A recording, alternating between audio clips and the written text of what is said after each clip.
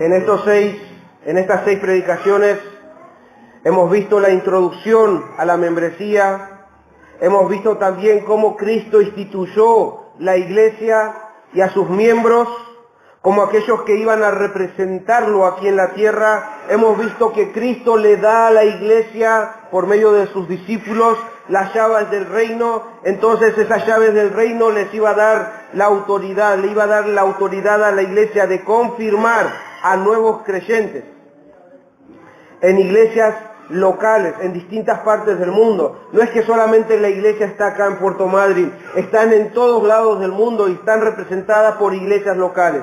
Esto sería una embajada del reino de los cielos en una forma local en Puerto Madryn. Y así están en Bahía Blanca, en Buenos Aires, en Dominicana, en todo el lado del mundo hay una estrella brillando en medio de la oscuridad.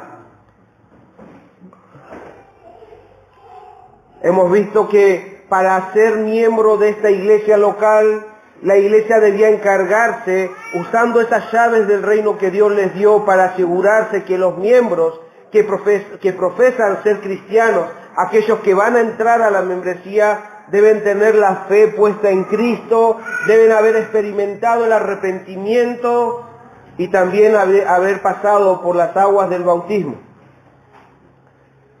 Ahora, habiendo pasado por esos 3 pasos, nosotros como iglesia podríamos asegurar y afirmar de que ese integrante que está entrando a la membresía es uno más de la familia, es un miembro más de la familia de Dios.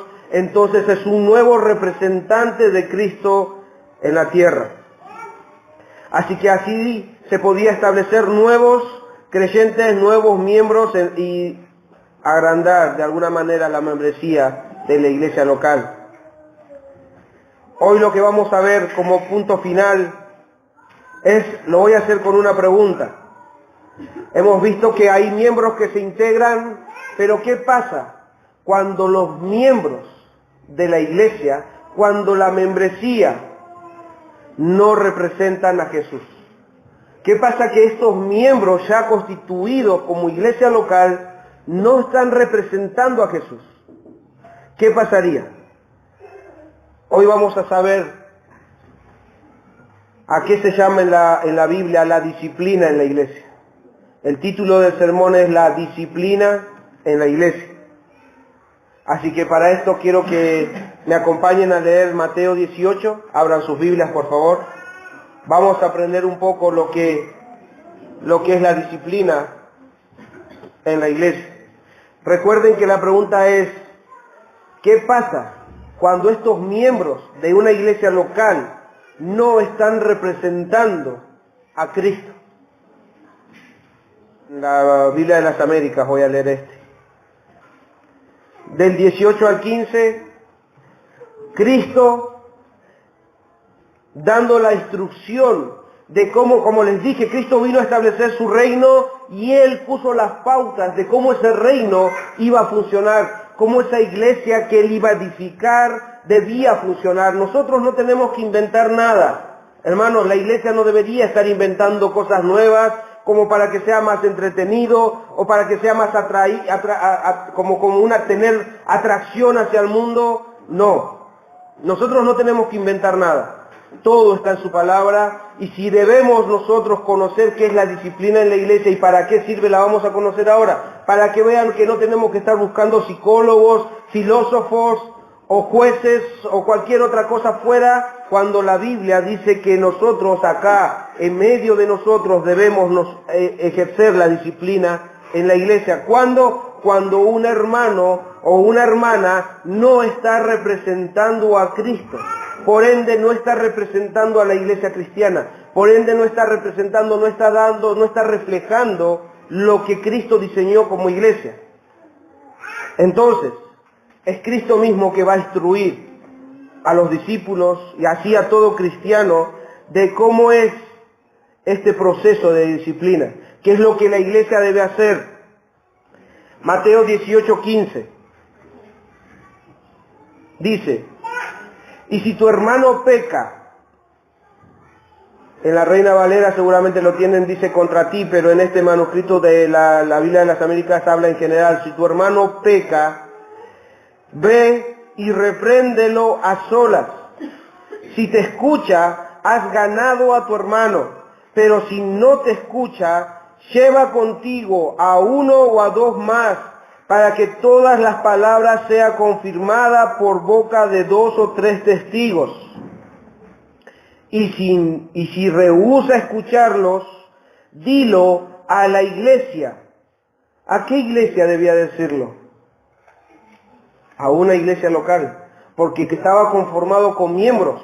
No está hablando, dilo, publicarlo a toda la iglesia universal, así que tenemos que avisar a los de Estados Unidos. No, dilo a la iglesia local, en ese caso a la iglesia de Jerusalén. Entonces dice, si no los escuchas, si rehúsa escucharlos, dilo a la iglesia, y si también rehúsa escuchar a la iglesia, sea para ti como el gentil y el recaudador de impuestos. Leo de nuevo esa parte. Si rehúsa escucharlos, dilo a la iglesia. Y si también rehúsa escuchar a la iglesia, sea para ti como el gentil y el recaudador de impuestos. O sea, que no es un hermano. Sea como uno más de los que está afuera.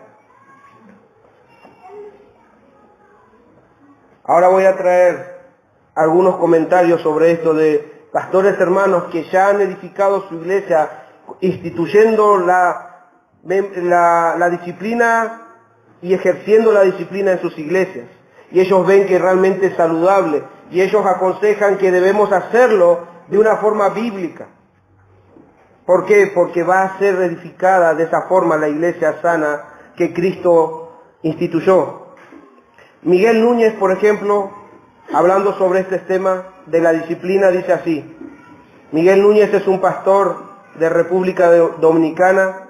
Él dice así: la disciplina de la iglesia ha sido vista desde el principio como un proyecto odioso, hasta el punto que ha caído en desuso, cuando en realidad la disciplina de la iglesia es algo esencial para la salud y la santidad de la iglesia e incluso para el beneficio del disciplinado. No es algo que las iglesias o que las congregaciones la vean con buenos ojos. La disciplina en la iglesia no se ve con buenos ojos en muchísimos lugares, pero nosotros debemos verlo como Dios lo ve. Hay muchísimas congregaciones donde no se practica la disciplina eclesial. No enfrentan el pecado, no solamente de los que están sentados, ni siquiera practican la disciplina en la iglesia con los que están enfrente. Porque no solamente pecan los que están ahí sentados, también pueden hacerlo los predicadores. Y ellos también tienen que ser discipulados y tienen que ser disciplinados. El pastor no peca. Los líderes no pecan. El pastor, diácono, líderes, maestros, cualquiera de ellos no están exentos de esto. O sea, son parte del cuerpo, son hermanos, y dice, si tu hermano peca, ve y repréndele. Es necesario hacerlo, es saludable y estimula la santidad en la iglesia, dice el hermano Núñez. Sujel Michelet, otro predicador que entendemos que es sano, dice: la iglesia es una comunidad de personas que han sido salvados por el poder de Dios y unidas unas a otras por el vínculo del Espíritu Santo. Esta comunidad de creyentes tiene la autoridad de recibir nuevos miembros que profesan creer en Cristo, pero también tiene la responsabilidad y la autoridad de excluir de su membresía a todos aquellos que deciden entregarse a una vida de pecado a pesar de haber sido llamados al arrepentimiento. Eso es lo que va a hacer la iglesia local. Entonces, esta comunidad de creyentes tienen la autoridad dada por Dios de recibir nuevos miembros, pero también tienen la autoridad de excluir de su membresía a aquellos que deciden entregarse a una vida de pecado a pesar de haber sido llamados al arrepentimiento, a pesar de haber pasado por eso que instruyó Jesús. Si tu hermano peca, ve y repréndelo en privado. Si no les hace caso, lleva a 2 más. Y no les hace caso, dilo a toda la iglesia. Y si no les hace caso a toda la iglesia, bueno, es ahí donde Sugel dice que tiene ahora la autoridad de decir, queda excluido de la iglesia local, queda excluido de la membresía. ¿Quiere decir esto que debemos echarlo de la iglesia? No. Está diciendo que nosotros tenemos un cuerpo de membresía. Nosotros, cuando pasábamos por esta disciplina, esta persona es quitada de la membresía. Por eso también el hermano Lehmann en su libro La disciplina de la iglesia dice, la disciplina eclesial es el acto de retirar a una persona de la membresía de la iglesia y de la participación de la cena del Señor. Porque como dijimos recién, la cena del Señor es para aquellos que son miembros del cuerpo y si ha sido excluido de la membresía no puede participar de la cena del Señor. Entonces, la iglesia no está prohibiendo a la persona que asista a las reuniones semanales de la congregación, no. La iglesia quiere que la persona asista y oiga la palabra de Dios predicada. Más bien, lo que la congregación está diciendo es que ya no puede seguir confirmando la profesión de fe de esa persona. Ya no puede seguir diciendo, hermano, no estás reflejando la palabra de Dios, a pesar de que lo están exhortando, lo están públicamente inclusive y resiste a seguir con su pecado. Es por eso que Sugel decía, aquella persona que se entrega al pecado a pesar de que ha sido llamado al arrepentimiento. Si no se arrepiente, insiste con su pecado, es evidencia de que el Espíritu Santo no obra en él. Que dijimos en la santificación que aquel cristiano que peca se duele y por ende ha de arrepentirse. Entonces, si no le duele, no se arrepiente, es porque el Espíritu Santo no está en él. Y por último, otro hermano dice, es esencial para la iglesia sana mantener el proceso de disciplina. Entonces, si nosotros queremos formar todos juntos una iglesia sana y saludable, debemos prepararnos cada uno de nosotros. ¿A qué? A entender de que la disciplina en la iglesia es necesaria, es saludable y fomenta y aumenta la santidad en la iglesia. Voy a darles más especificaciones de por qué o para qué se hace la disciplina en la iglesia. Obviamente que la disciplina no se hace solamente a gusto y placer de cualquier persona, debemos hacerla conforme Dios nos indica. Pero también tiene propósitos. Y vamos a leer 1 Corintios 5, abran sus Biblias por favor ahí. Vamos a ver los propósitos de la disciplina en la iglesia. Pero antes de desarrollar los propósitos de la disciplina, vamos a ver una situación. Vamos a ver un ejemplo bíblico de cómo una persona, un miembro de una iglesia local peca y cómo Pablo lo instruye y cómo Pablo ejecuta un juicio sobre esta persona, ejerciendo la disciplina eclesial, indicándole a los hermanos en Corintios y cómo debían ejercer esta disciplina. Vamos a ver cuál es el propósito de la disciplina en la iglesia, por qué debe hacerse la disciplina en la iglesia. Y vamos a comprobar que verdaderamente es sano y saludable hacerlo. 1 Corintios 5:1 dice, de cierto se oye que hay entre vosotros fornicación, y tal fornicación cual ni aún se nombra entre los gentiles. O sea, ¿qué está diciendo ahí? Este acto de esta persona que se escucha hablar de que está pasando entre ustedes, ni siquiera entre los gentiles se puede esperar eso. Ni siquiera los incrédulos pueden llegar a tal extremo, pero hay uno entre ustedes que está haciendo algo. ¿Qué es lo que estaba haciendo este hermano? y tal fornicación cual ni aún se nombra entre los gentiles, tanto que alguno tiene la mujer de su padre. ¿Cuál era el pecado? Que este hombre estaba viviendo como pareja, había tenido como pareja a la madre, a la mujer de su madre. Oh. Perdón, que ya a veces estaban atentas, me equivoqué.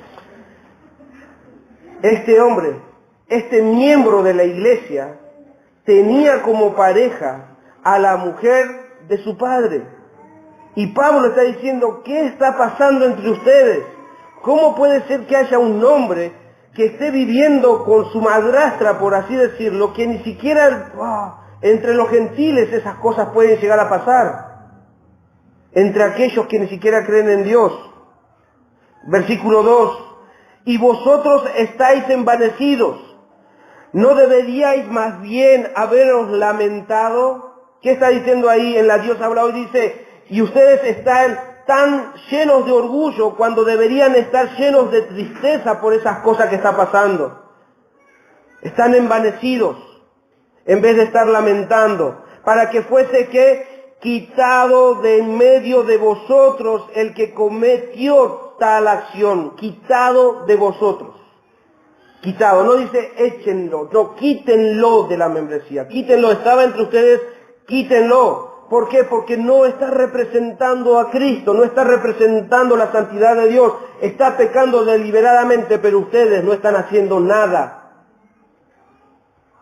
3. Pablo tiene que tomar las cartas en el asunto y decirles, ciertamente yo como ausente en cuerpo, pero presente en espíritu, ya como presente he juzgado al que tal cosa ha hecho. O sea, él ha deliberado, o sea que está accionando las llaves del reino. Él va a hacer algo, va a intervenir, porque Cristo está ahí, o sea, está buscando obedecer a Cristo, ejerciendo la llave del reino. Pablo dice, ya he juzgado a tal, al que ha hecho esto. Versículo 4, en el nombre de nuestro Señor Jesucristo, reunidos vosotros y mi espíritu con el poder de nuestro Señor Jesucristo. No lo hago solamente porque soy el apóstol, no lo hago solamente porque soy Pablo, no, lo hago en el nombre de nuestro Señor Jesucristo, porque Él nos indicó, porque Él dijo cómo nosotros debíamos ejercer la disciplina en la iglesia. Nosotros somos sus siervos y debemos obedecerlo. Entonces, en el nombre de nuestro Señor Jesucristo, ahora reúnanse. ¿Para qué? Para versículo 5, para que el tal sea entregado a Satanás para destrucción de la carne, a fin de que el espíritu sea salvo en el día del Señor Jesús. Versículo 6 dice, no es buena vuestra jactancia, no es buena vuestra jactancia. En la Dios habla y dice, no tenéis motivos para sentirse orgullosos. No es buena vuestra jactancia. ¿No sabéis que un poco de levadura leuda toda la masa? ¿No se dan cuenta? ¿No pueden ver que no es que solamente ese hombre está pecando? Porque de a poco ese pecado va a ir afectando a todo el cuerpo. Tarde o temprano lo haría. Entonces, por eso que debía ser quitado. Salten al versículo 13. ¿No sabéis que un poco de levadura leuda toda la masa? Entonces deben sacar la levadura. Versículo 13 dice, porque a los que están afuera Dios los juzgará. Y Él decide esto, quitad pues a ese perverso de entre vosotros. Quitad pues a ese perverso de entre vosotros. Que es un representante, que dice ser cristiano, que dice ser representante de Dios en la tierra, que está entre medio de ustedes, si ustedes lo reconocen como un hermano, está viviendo en pecado, y de tal forma que ustedes como que se sienten orgullosos de eso, no están haciendo nada, no están afectando nada. Yo, Pablo, ya he juzgado en el nombre del Señor Jesucristo, reúnanse y quítenlo. Quiten a este perverso de entre vosotros. Quítenlo. de la membresía en la iglesia. Ya no pueden seguir garantizando la fe de este hombre. Ya no pueden seguir diciendo, este es mi hermano. Entonces vamos a ver cuál es el propósito. Hemos visto ya la instrucción de Jesús, hemos visto un ejemplo de disciplina y vamos a ver ahora en 5 puntos cuál es el propósito que Dios ha dejado como diseño en la disciplina. ¿Qué busca lograr la disciplina en la iglesia? Como primer punto, la disciplina pretende exponer. La disciplina va a exponer algo. Así como a un ladrón le gusta escapar de la justicia y esconder sus crímenes, al pecado le encanta esconderse. Y muchas veces, como pasó en los Corintios que acabamos de leer, el pecado se disfraza de cultura y de costumbres. ¿Por qué digo esto? En Corinto, en la ciudad de Corintio, la fornicación no estaba tan mal vista. Que tengan relaciones sexuales fuera del matrimonio no estaba mal vista. Habían templos en esa época donde se hacían actos perversos entre hombres y mujeres y era como algo normal para ellos. Ir a los templos a comer cosas sacrificadas a los ídolos no era tan mal vista, lo hacían todos. Entonces, es como que estos corintios, ustedes si leen todo el libro de Corintios, es una exhortación al amor, es una exhortación a que vean verdaderamente su comportamiento como hermanos, qué es lo que estaban haciendo. Pero verdaderamente es como que la cultura los había enceguecido, lo que ellos veían como normal todavía no les estaba siendo activado de que no era normal de que ese hombre esté con su madrastra, no era normal, pero nadie hacía nada. ¿Por qué estaban envanecidos? Porque si ustedes estudian esa cultura van a ver que eso no estaba tan mal visto en ese momento. Pero Dios dice, y Pablo dice, no lo deben hacer. No lo deben hacer. Entonces, lo que va a hacer la disciplina es exponer. Muchas veces, inclusive nosotros, hermanos, podemos ser tentados a ver la cultura, como fue en este caso de los corintios, a ver la cultura y discernir de la cultura qué es lo que está bien y qué es lo que está mal. Muchos, por ejemplo, en la cultura de donde vengo yo, ustedes pueden saber también, el boliviano siempre toma. Entonces como es boliviano tiene que tomar. Entonces, entre los bolivianos no está mal visto que tomen, que se emborrachen, que tengan compadres por allá, y cada fiesta que tengan, por más religiosa que sea, termina siempre en borrachera. Cualquier fiesta que tengan religiosa con sus ídolos, también todo termina en borrachera. Todo termina en borrachera. Entonces, andar y preguntarle a un boliviano, ¿está mal tomar? No, es normal. Los niños cuando van creciendo van probando de a poquito. Ahora, la cultura argentina, hay muchísimas cosas. Una cosa les doy como ejemplo. Hay muchísimas cosas mucho más malas también. Les doy un ejemplo para que vean que no es la cultura la que debe dictar nuestro comportamiento. La cultura argentina, el otro día hablando con las chicas también, uno puede decir que los argentinos siempre dicen malas palabras. Son conocidos en el mundo por orgullosos, mal hablados, mentirosos. No, bueno, pero es normal del argentino. El argentino es así.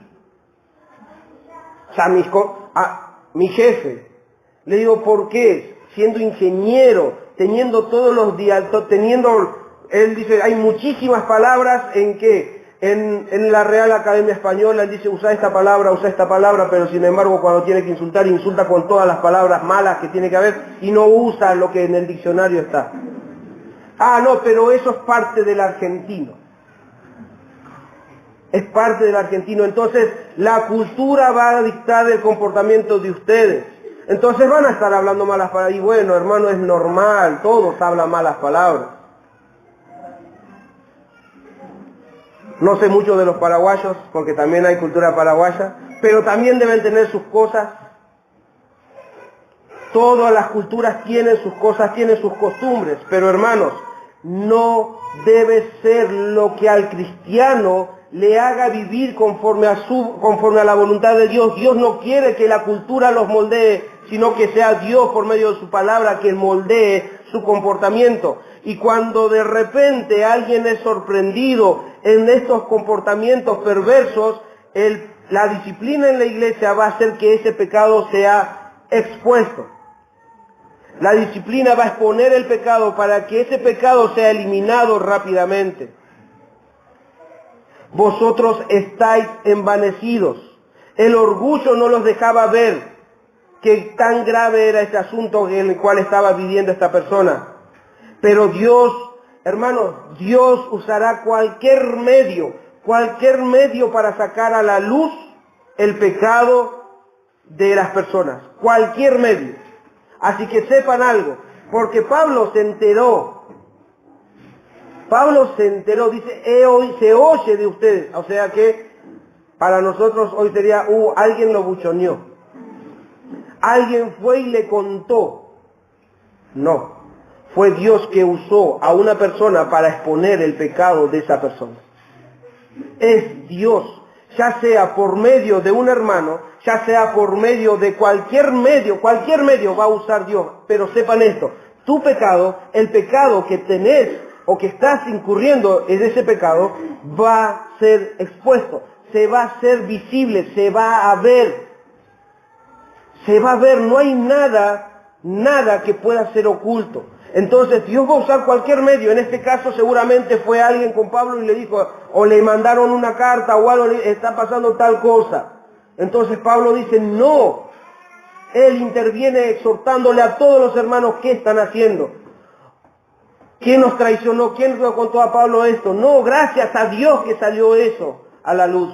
Gracias a Dios, ¿por qué? Porque era necesario ser corregido esa conducta. Así que no piensen que cuando de alguna manera se descubre su pecado, no le echen la culpa al hermano o a la hermana, a papá o a mamá o a sus amigos porque le contaron la verdad. No, échenle la culpa al pecado, porque es el pecado que los conquistó y los traicionó. No es el hermano, no es papá, no es mamá, es Dios. Escuchen, y si no usa a un hermano, abran su Biblia, vamos a ir a Hechos 5. Si Dios no usa a un hermano, una hermana, papá, mamá, cualquier cosa para mostrarles el pecado oculto que hay en las personas, Dios de cualquier forma se va a ingeniar de sacar a la luz el pecado. Cualquier forma. Vamos a ver un relato, un ejemplo de cómo Dios saca a la luz un pecado que solamente 2 personas sabían. Solamente 2 personas, nadie más sabía, nadie más. Era el crimen perfecto. Hasta que llegó Dios. Hechos 5:1. Pero cierto hombre, llamado Ananías, con Zafira su mujer, vendió una heredad y sustrajo del precio, sabiéndolo también su mujer, y trayendo solo una parte, la puso a los pies de los apóstoles. Y dijo, hasta ahí, en el 2. O sea que este matrimonio habían vendido un terreno, pónganle un valor a 100,000 pesos. Pero, Zafira, vamos a llevarlo a los discípulos, pero no les llevemos los 100,000 pesos. No seamos tontos. Pongámonos de acuerdo y vamos a llevarle 50, 80. Pero vamos a decir que lo vendimos a 80. Eso es lo que está pasando ahí. Entonces, Ananías y Zafira se ponen de acuerdo entre ellos dos. No hay más nadie ahí en el relato, no hay más nadie. Están planeando su crimen. Están diciendo, vamos a llevarle y le vamos a decir que lo vendimos a 80. ¿Está de acuerdo? Bueno, dale, vamos a decirle que lo vendimos a 80. Ahora escuchen lo que dice Pedro. Versículo 3. Y dijo Pedro, Ananías, ¿por qué llenó Satanás tu corazón para que mintieseis al Espíritu Santo y sustrajeseis del precio de la heredad? ¡Wow! 4. Reteniéndola no se te quedaba a ti, y vendida, no estaba en tu poder. ¿Por qué pusiste esto en tu corazón? No has mentido a los hombres, sino a Dios. ¿Para qué hiciste esto, Ananías? Si era tuyo, la casa era tuya, nadie te lo pedía. Y cuando lo vendiste, la plata era tuya, nadie te lo pedía. ¿Por qué? ¿Por qué hiciste caso a Satanás? Hay un culpable, Dios no es culpable, ¿eh? Hay un culpable. ¿Por qué hiciste caso? ¿Por qué pusiste eso en tu corazón? No mentiste a los hombres, le mentiste a Dios. Dios vio lo que estaban haciendo. ¿Cómo se enteró Pablo? Pedro, mejor dicho. ¿Cómo se enteró Pedro? ¿A quién le echamos la culpa? ¿Cómo se enteró Pedro? Así que eran dos, pero de alguna u otra manera Dios saca a la luz y dice que no mintieron a los hombres, sino al Espíritu de Dios. Y pasa, ¿qué pasa? Ya está, sacó a la luz. No, hermanos, hay consecuencias por el pecado. Sigamos leyendo. No has mentido a los hombres, sino a Dios. Versículo 5. Al oír Ananías estas palabras, cayó y expiró, o sea que murió. Y vino un gran temor sobre todos los que oyeron. Y levantándose los jóvenes lo envolvieron y sacándolo lo sepultaron. Pasado un lapso como de 3 horas, sucedió que entró su mujer, no sabiendo lo que había acontecido. Entonces Pedro le dijo, dime, ahora la mujer le va a preguntar, dime, ¿vendisteis en tanto la heredad? ¿Vendiste, como dijimos, un número? ¿Lo vendieron en 80? Le está preguntando, inclusive le está dando la oportunidad de decir la verdad. Les está dando la oportunidad, les está advirtiendo, Zafira, ¿vendieron a 80 ese terreno? Ella dijo, sí. En tanto habían vendido eso. Sí, lo vendimos en 80. Y Pedro le dijo, ¿por qué conviniste en tentar al Espíritu del Señor? He aquí, a la puerta, a los pies de los que han sepultado a tu marido, y te sacarán a ti. Al mismo instante, ella cayó a los pies de él y expiró, o sea que murió. Y cuando entraron los jóvenes, la hallaron muerta, y la sacaron y la sepultaron junto a su marido. Y vino gran temor sobre la iglesia y sobre todos los que oyeron estas cosas. Dios va a sacar a luz cualquier pecado. Sépanlo. Y cuando lo saca, la iglesia debe ejercer la disciplina. Debe ejercer la disciplina. Segundo punto, ¿por qué es necesario? ¿Cuál es el propósito de la disciplina? Ya hemos visto, exponer el pecado. Segundo, la disciplina pretende advertir.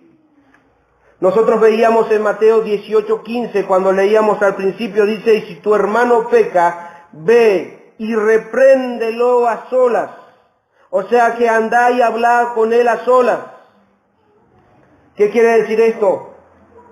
Va a tener que advertirlo. No debes hacerlo público. No, escuchen, hermanos, por favor, esto, porque la tentación es tan sutil, de tal forma que van a ser tentados cuando vean el pecado en algún hermano, cuando vean un pecado mío, van a estar tentados a ir a la casa de la hermana diciendo que están preocupados por el pecado del hermano o de la hermana. No se dejen engañar. No piensen que porque están preocupados vamos a ir a la casa de un hermano y después a la casa de la otra hermana, después a la otra casa y después a la otra casa y después a la otra casa a contar el pecado del hermano. Y no es que yo estoy diciendo escondan el pecado del hermano, no lo estoy diciendo así. No estoy diciendo eso. No escondan el pecado del hermano, no callen el pecado del hermano, pero hablen con quien tienen que hablar. Vayan y hablen con el hermano o con la hermana. Si tu hermano peca, ve y repréndelo en privado. En privado, no sean mejores consejeros que Dios. Háganlo en privado. Dice en privado, ve y habla a tu hermano. No te estoy pidiendo que te calles, te estoy pidiendo que obedezcas a Dios. Cuando hagas esto, Dios va a ser honrado.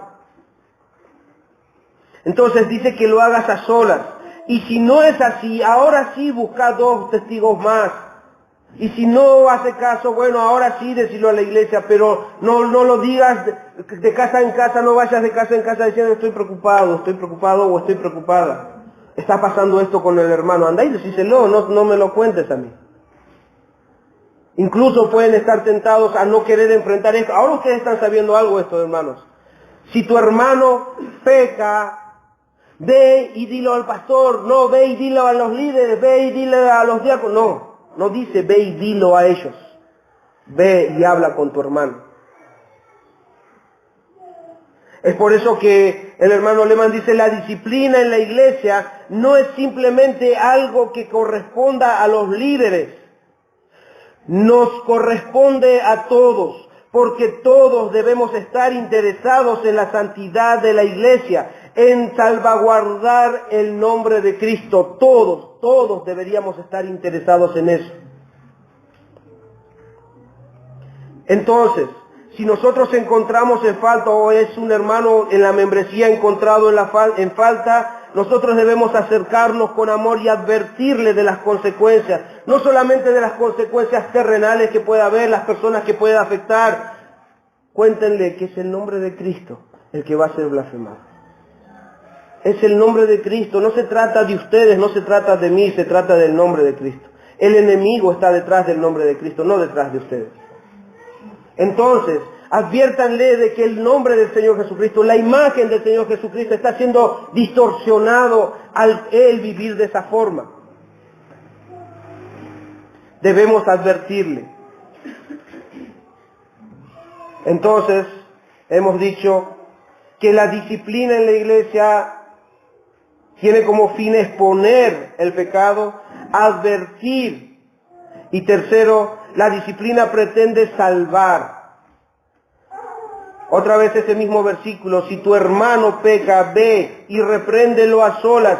Si te escucha, has ganado a tu hermano. Cuando vayas a hablar con tu hermano por algún pecado, no lo hagas para condenarlo, sino para salvarlo. Andá y ganá a tu hermano, reprendelo en privado con el entusiasmo de decir, hermano, arrepentite.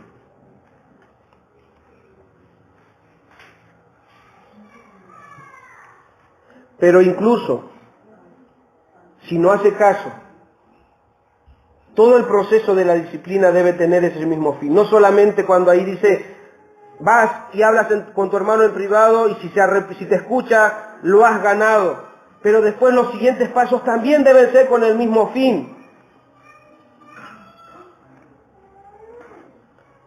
Si no se arrepiente y llega hasta la excomunión en la iglesia, debemos entender que también ese último paso es con el intento de que la persona se arrepienta. No es solamente el primero, bueno, listo, yo ya le advertí, no se arrepintió, así que ahora sí vamos a condenarlo. No, todos los pasos que hacemos en la disciplina, en la iglesia, debe ser para salvarlo, para rescatarlo, para que se arrepienta.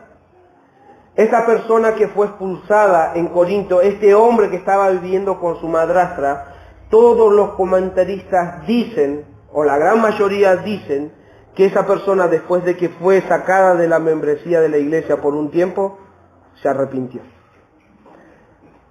Y si es así, tenemos que leer 2 de Corintios 5.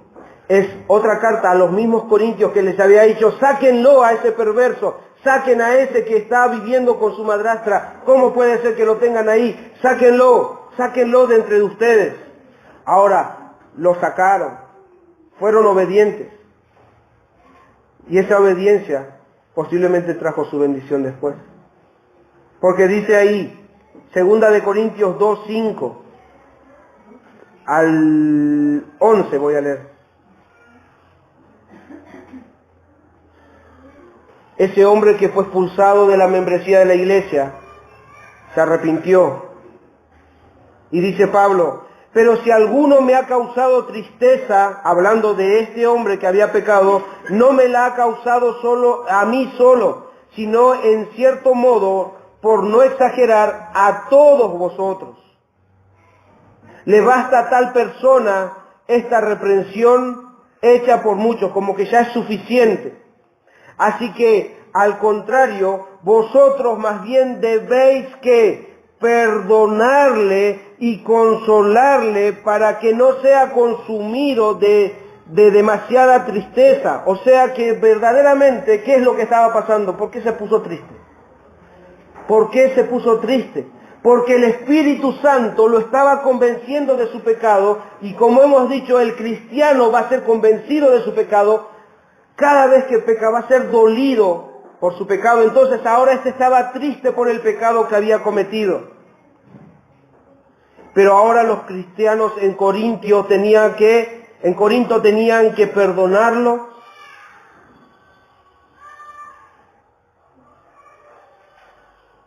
y consolarlo. Versículo 8. Por lo cual os ruego que confirméis el amor para con él, porque también para este fin os escribí, para tener la prueba de si vosotros sois obedientes. La primera carta les había escrito para eso. 10. Y al que vosotros perdonáis, yo también, porque también yo lo he perdonado. Si algo he perdonado por vosotros, lo he hecho en presencia de Cristo, para que Satanás no gane ventaja alguna sobre nosotros, pues no ignoramos sus maquinaciones. ¿Quién está interesado? Ahí, Satanás. Y Pablo dice, no queremos que él tome ventaja de esto. Así que perdonen a ese que les ofendió, a ese que les causó dolor. No solamente me causó dolor a mí, sino le causó dolor a todos ustedes, a toda la iglesia, que pecó. Pero ahora, perdónenlo. No, yo no lo voy a perdonar. Bueno, evidentemente si vos no podés perdonar, porque seguramente sos mejor que Dios, porque Dios sí lo perdona. Y Pablo lo perdonó. Pablo perdonó a este hombre en presencia de Cristo, dice él. O sea que Cristo sabe que verdaderamente en su corazón él lo había perdonado. Debía perdonarlo, no solamente de palabras, sí hermanos, yo los perdono. Cristo sabe si ese perdón es verdadero o no. Entonces Pablo dice, en presencia de Cristo yo lo he perdonado. Él sabe que mi perdón es genuino. ¿Por qué? Porque Cristo así me perdona a mí. ¿Por qué tienen que perdonar? Porque Cristo perdona nuestras ofensas. Y si Cristo perdona nuestras ofensas, ¿por qué no hemos de hacerlo nosotros entre hermanos? Perdónenlo y confírmenlo de nuevo. O sea, vuelvan a meterlo en la membresía de la iglesia. Restáurenlo. Ámenlo. Demuéstrenle su consolación. Entonces, cada vez que nosotros pasamos por este proceso de disciplina, el fin debe ser de poder restaurarlo, de poder mostrarle que verdaderamente entre nosotros todavía gobierna Cristo.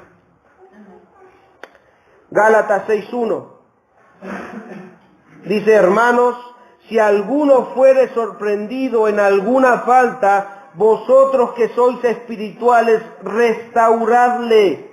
¿Cómo lo vamos a restaurar? Con espíritu de mansedumbre, considerándote a ti mismo, no sea que tú también seas tentado. No pienses que si tu hermano pecó, vos eres mucho más fuerte que él porque no pecaste. No te mientas. Si vos permaneciste sin pecar es por la gracia de Dios, no porque seas más fuerte que el hermano. Cualquiera de nosotros puede ser tentado, cualquiera de nosotros puede ser tentado. Dice ahí, restaurarle, o sea, perdonarle con un espíritu en serio, con un espíritu de mansedumbre, considerándote a ti mismo, no sea que tú también seas tentado. No sos mejor que el otro. Es por eso que debemos ponernos en el lugar del otro y poder decirle, hermano, te perdono. Cuarto, la disciplina pretende proteger. La disciplina en la iglesia pretende proteger. Primera de Corintios 5:6 leíamos, no voy a irme más de esos temas que estamos viendo. En el 5:6, cuando están reprendiendo a este hombre que estaba viviendo con su madrastra, Pablo dice, no, le dice a los de la iglesia en Corinto, les dice, no es buena vuestra jactancia. ¿No sabéis que un poco de levadura leuda la masa? Necesitamos entender que la disciplina protege. Así como el cáncer se extiende de una célula a otra, el pecado se extiende de una persona también a otra. Entonces, así como el cáncer debe ser atacado, así también el pecado en la iglesia debe ser atacado. Porque si no lo atacamos, un pecado no tratado, hermanos, traerá a la iglesia muchos más pecados. Muchos más pecados. Si un pecado no es tratado, dentro de poco vamos a tener murmuraciones en la iglesia. Si el pecado no es tratado, los hermanos van a cometer chismeríos. Van a estar de acá por allá, como les dije al principio. Van a exagerar, van a disminuir, van a haber mentiras, van a haber exageraciones. En el cuento, alguna vez jugaron el teléfono descompuesto, ¿no? El que inició el mensaje sabe lo que dijo, pero el que terminó, porque de boca en boca, todo se va distorsionando. Entonces alguno lo va a exagerar más, depende cómo le diga, ¡ay! No sabes lo que el hermano hizo. Y el otro va a decir, no sé por qué hacen tanto drama si lo que hizo no es nada. Entonces esas exageraciones, esas minimizaciones del pecado va a hacer que el pueblo, que la iglesia esté afectado, hablando uno, hablando otro, cuando de repente debía ser tratado con una persona nada más. El pecado no tratado va a hacer que el resto peque. Entonces es necesaria la disciplina. ¿Para qué? Para proteger a la iglesia de seguir pecando. Inclusive puede generar divisiones. Puede generar divisiones en la iglesia. Bueno, los que están sentados acá están con el hermano Bruno, los que están allá son los que están con Marco, porque viste que ellos están protegiendo a Bruno y el otro. Pero no, parece un chiste, pero es así. Es así porque alguno tiene más afinidad con Bruno, entonces, pobre Bruno, lo están atacando y se van a ir más con Bruno. No, Marco lo está acusando, no, vamos con más. Genera tantas cosas el pecado no tratado que va a terminar contaminando a todo el cuerpo. Es necesario la disciplina en la iglesia. Quinto, la disciplina en la iglesia pretende mostrar un buen testimonio de Cristo. Aunque parezca contradictorio, porque normalmente uno está reflejando a Cristo, ¿no? ¿Y cómo puede ser que esté pecando y esté? Aunque parezca contradictorio, ¿cómo puede ser que la disciplina pretenda mostrar el carácter de Cristo? Pero es así. Aunque parezca contradictorio, la disciplina eclesial es buena para los demás miembros. ¿Saben por qué es buena para los demás miembros? ¿Qué pasó cuando Ananías y Zafira fueron disciplinados por Dios? ¿Qué es lo que pasó? ¿Qué pasó con los otros que escucharon esa disciplina? ¿Qué pasó con los otros que vieron esa disciplina? Versículo 11 decía esto. Y vino gran temor sobre la iglesia y sobre todos los que oyeron estas cosas. Vino gran temor. O sea que los hermanos que ven la disciplina van a pensar, los va a proteger de tal forma que cuando estén tentados a pecar les va a recordar cuál puede ser el proceso en el cual deben temer a Dios porque Dios va a sacar a la luz. Entonces les va a advertir de tal forma que van a proteger el testimonio que tienen para con Dios. La disciplina en la iglesia va a dar ese testimonio de Cristo. Pero también es beneficioso, ¿para qué? Para los incrédulos. porque va a ayudar a preservar las diferencias entre el pueblo de Dios y el mundo. ¿Saben qué? La iglesia lucha contra el pecado, pero el mundo tiene al pecado como su aliado. Para uno es su rival, para el otro es su amigo. Entonces se va a ver la diferencia de que la iglesia trata el pecado, lucha con el pecado y busca sacar el pecado de la iglesia cuando el mundo está inventando nuevos y nuevos y nuevos pecados por todos lados. Entonces va a mantener la imagen de una iglesia, va a poder mantener y va a ser mejor la evidencia que el mundo tenga de la iglesia. La disciplina en la iglesia va a mostrar al mundo que verdaderamente la vida como cristianos es distinta a los de afuera. Todos ustedes, yo sé que han tenido experiencias con cristianos que dicen ser cristianos, personas que van a la iglesia y sus vidas dicen todo lo contrario. Dicen todo lo contrario. Entonces, ¿qué es lo que normalmente uno asocia con este cristiano? Que toda la iglesia es así. Es la imagen de Cristo distorsionada, es la imagen de la iglesia de Cristo totalmente distorsionada. Por la vida de estas personas creen que todas las iglesias son así. Yo era uno de esos. Yo creía que todas las iglesias son como la iglesia universal, la de los brasileros. Yo creía que todas las iglesias eran como la del pastor Jiménez. Son todos chantas, son todos mentirosos, son todos... Ese era mi concepto de la iglesia. Por eso estoy arrepentido. Y por eso estoy pensando e invitándoles a ustedes de que mediten sobre el tema de la iglesia. Porque todos de alguna manera vinimos al cristianismo con un concepto de iglesia. Pero puede ser que estés equivocado, así como lo estaba yo. Así que hemos dicho que el propósito de la disciplina es exponer el pecado, es advertir a aquel que incurre en pecado. La disciplina en la iglesia pretende salvar, también pretende proteger y dar un mejor testimonio de Cristo.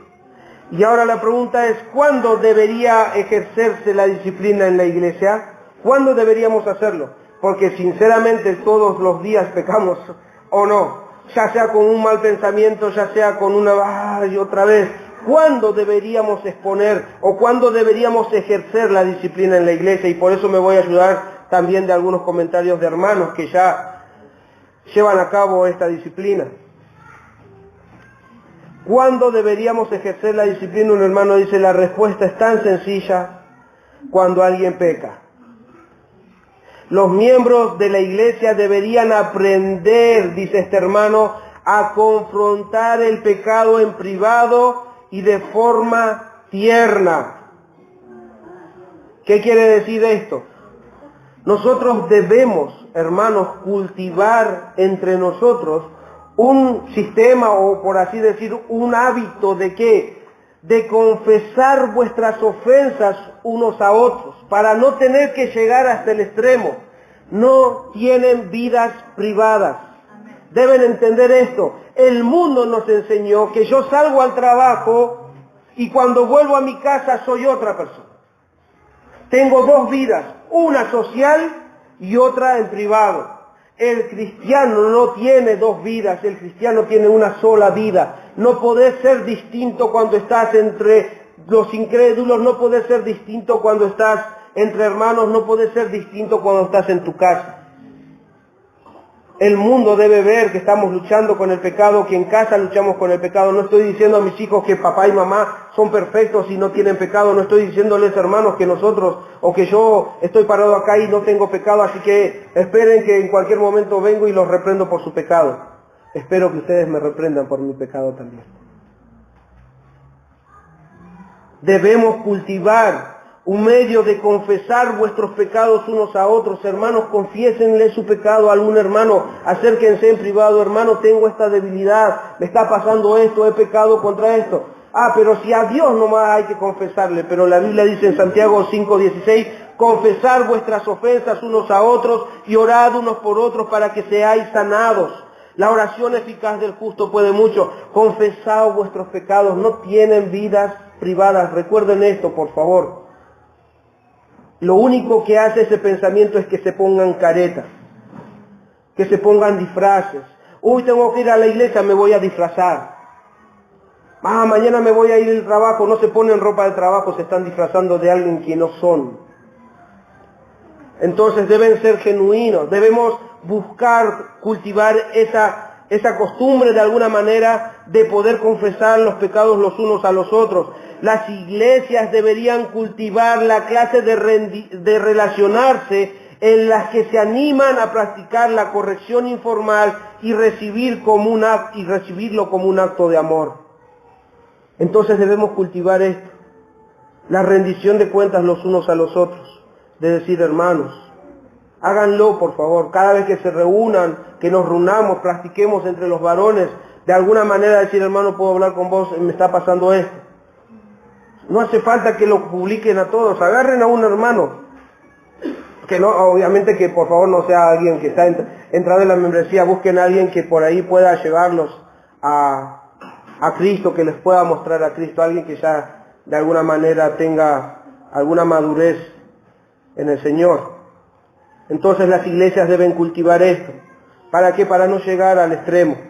Entonces, dicen el hermano, la disciplina eclesial formal ejercida por toda la congregación, que sería el último paso, se reserva para los pecados visibles, graves e impenitentes que insisten con su pecado, no se quieren arrepentir, quieren seguir haciéndolo una y otra vez, tan graves que la iglesia ya no se sienta capacitada para confirmar la profesión de fe de un individuo.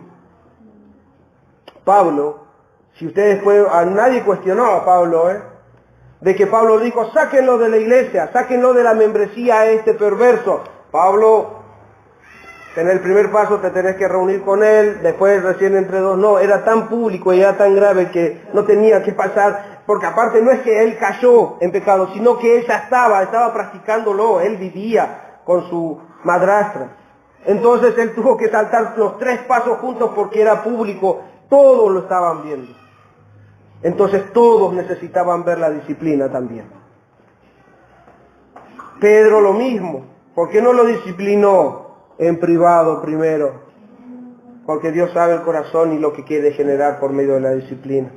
Entonces, los pecados impenitentes, los pecados graves y visibles y públicos deben hacerse de forma como el Señor lo muestra, y dije, ejercer la disciplina, porque la iglesia ya no tiene la capacidad de confirmar la profesión de fe de tal individuo. Ya no podemos garantizar de que este hermano sea cristiano. ¿Por qué? Porque está viviendo con otra mujer. O porque está haciendo tal cosa. No, mira, empezó a robar. Empezó a robar, no sé qué le está pasando, empezó a robar. Entonces, cuando son cosas públicas, porque si no vamos a caer en algo, hermanos, vamos a estar intentando ver las intenciones de los corazones de los hermanos, y eso no lo debemos hacer. Entonces debemos tener cuidado también en esto. Esto se va a hacer público cuando el Señor así lo saque públicamente, entonces vamos a ejercer la disciplina públicamente. Cuando la iglesia no puede considerar más a un hombre como ciudadano del reino, es donde nosotros debemos empezar con la disciplina formal, pública, con toda la congregación. Y termino. Conclusión. Para escudriñar nuestros corazones y en el momento de ejercer la disciplina, hermanos, este debe ser nuestras motivaciones. El propósito fundamental en cada acto disciplinario debe ser el amor.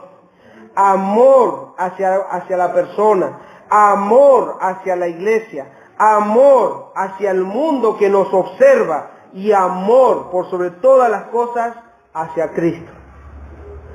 Dios nos muestra su amor por medio de la disciplina. Hebreos 12:6 dice, porque el Señor al que ama disciplina y azota a todo el que recibe por hijo. Entonces, si nosotros evitamos, cualquier congregación que evite la disciplina, están diciendo que saben amar mejor que Dios. Pues Dios dice que al que ama disciplina y azota a aquel que toma por hijo. Este Dios de amor sabe que la disciplina produce vida, crecimiento, salud. Hermanos, Dios nos disciplina y debe ser visto como Dios ve la disciplina, no como algo desagradable, no como algo no deseable. Para lo que en Hebreos 12:10, la segunda parte dice que Dios nos disciplina para lo que nos es provechoso, para que participemos de su santidad. O sea, no nos va a disciplinar por disciplinar, nos va a disciplinar porque verdaderamente por medio de esa disciplina vamos a ser beneficiados y vamos a ser partícipes de su santidad. Sí, la disciplina es doloroso. Nadie puede decir que la disciplina es para festejar. La disciplina es doloroso, pero vale la pena.